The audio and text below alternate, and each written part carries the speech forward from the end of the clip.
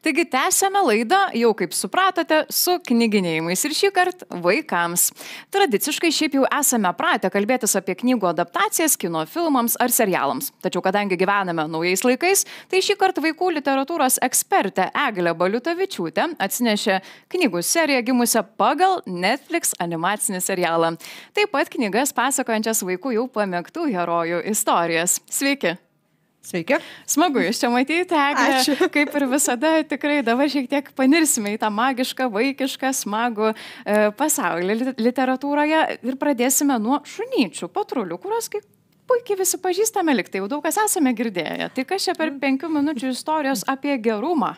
Taip, iš tiesų aš šiandien atsinešiau visą krūvą knygų, kurios yra be galo populiarios vakaruose. Vaikai žino tas istorijas, jos yra ir kino filmuose, serialuose, knygose ir visokiose kitokiose medijose, pavyzdžiui, net video žaidimuose. O, šiais laikais taip viskas persikelia. Taip. Tikrai taip vyksta su itin populiariais naratyvais, galima sakyti taip, pasakojimais. Ir šuniukai patruliai yra vienas jų. Iš tiesų, šuniukai patruliai gimė kanadiečių animacinėme seriale, kuris sužavėjo, pritrenkė vaikus, pritraukė prie ekranų. Kodėl?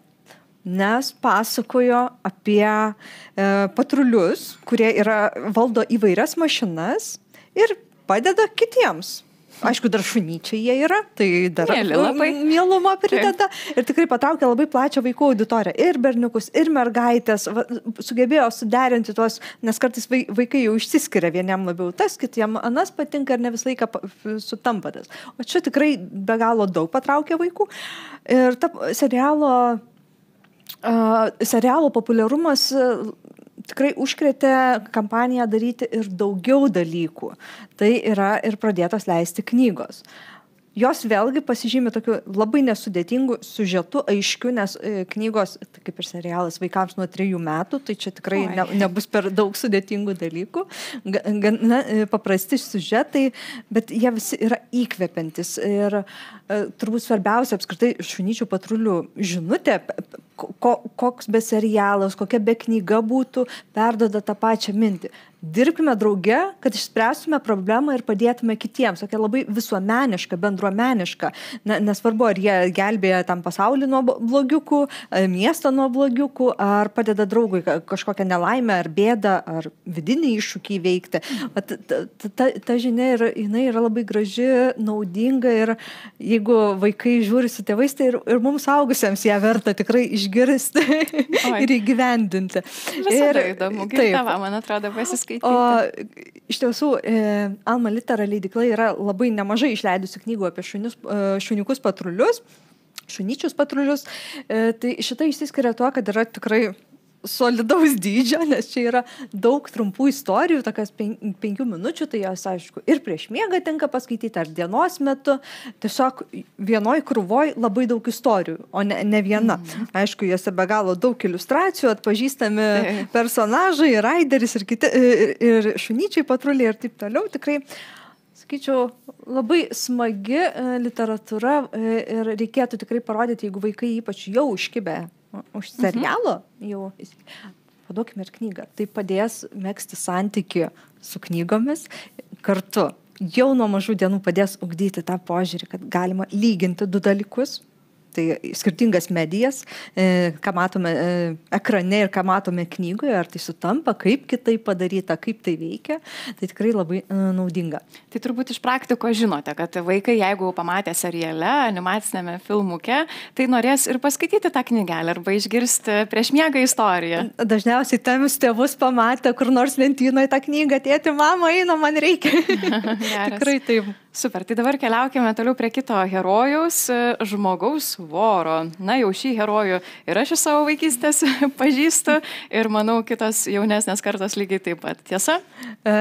Ne tik jaunesnės ir vyresnės kartos, nes žmogus voras ir ta visa Marvel visata apskritai yra pažįstama ypač vakaruose. Mes Lietuvoje dėl mūsų situacijos vėliau tą pažinome, bet čia buvo Amerikoje ypač visas kultas ir dabar dar yra iš naujo atgyja visą tai ir žmogaus voro figūra įdomi, sakyčiau, tuo, kad jinai yra knygų, serialų ir taip toliau skirtų visiškai suaugusiam, kur tikrai vaikam nerekomenduotum.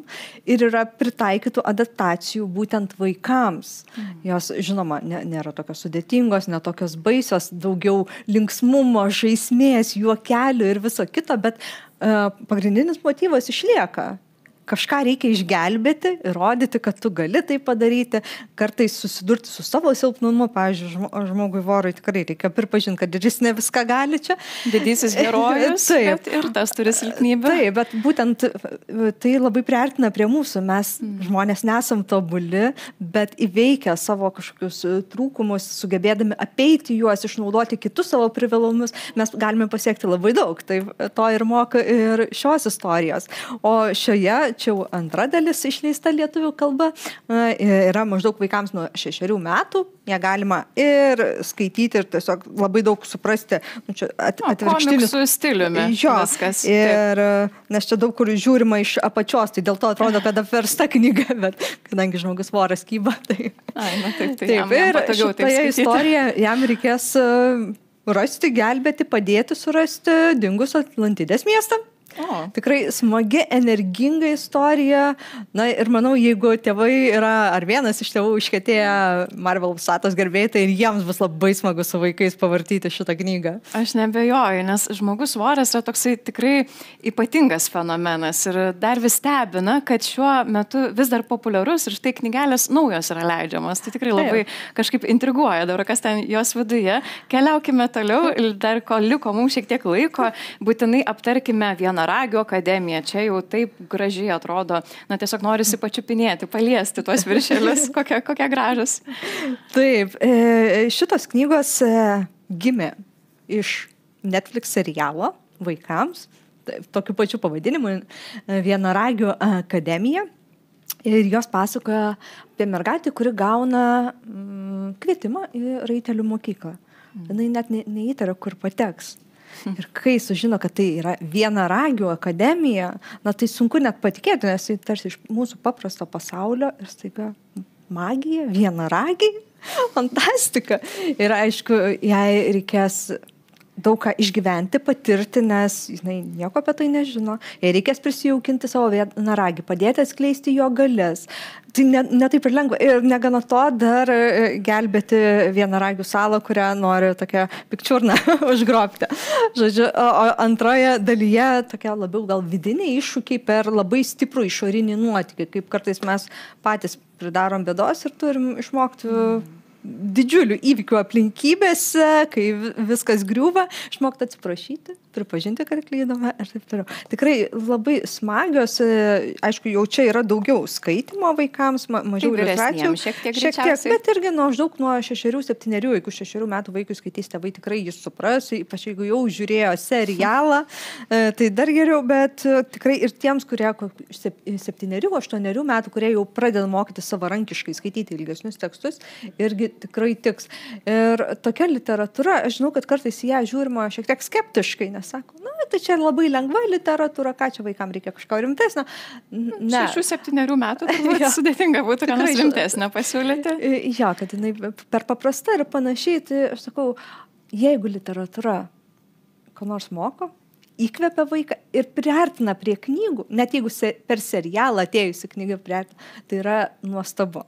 Nes toks yra tikslas. Ir juo labiau, kai jūs įvardinote, kad tai nėra tik tai kažkokios spalvos, drugeliai ir tie spalvoti vienaragiai, bet ten yra ir tokios ir tamsesnės prasmės, ir įvairios emocijos ten slypi. Tikrai taip. Tai yra... Tiesiog šito tipo knygos jos paprastai labai stipriai grįstos veiksmu.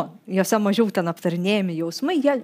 Jausmai čia ir visa kita plotmė atsiranda būtent iš veiksmo. Tai tiesiog toks didesnis skirtumas. Kai kuri būna lėtesnė, o čia greitesnė literatūra. Na, kaip ir bet dėl to šiandien labai smagi skaityti.